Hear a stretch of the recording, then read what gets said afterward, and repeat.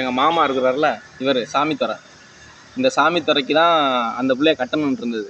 இந்த பிள்ளை, அதாவது மணிமேகலையோட 2வது தங்கச்சியை, இந்த பிள்ளைய கட்டணுன்ட்டு இருந்தது. ஆனால் இந்த சந்திரா கட்டி வைக்கிறேன்னு சொல்லி ஏமாற்றி விட்டு மகமுறை உள்ள ஜோதிவேலுக்கு கட்டி வச்சார். நான் காமிச்சேன் இல்லையா, ஜோதிவேலு அவருக்கு பிடிச்சி கட்டி வச்சார். இது வந்துட்டு இதுதான் எங்கள் தங்கச்சி, அதாவது எங்கள் மாமாவோட அக்கா பொண்ணு. இது என் தங்கச்சி. கட்டிக்கிட்டாரு.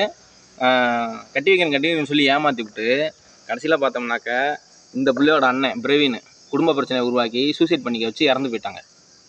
அது மட்டும் இல்லாமல் இதே பிரச்சனையில் சம்மந்தப்பட்ட என் பேரில் உள்ள பிரபாகரங்கிற ஒருத்தவன் ஆக்சிடெண்ட்டில் இறந்து போயிட்டான்.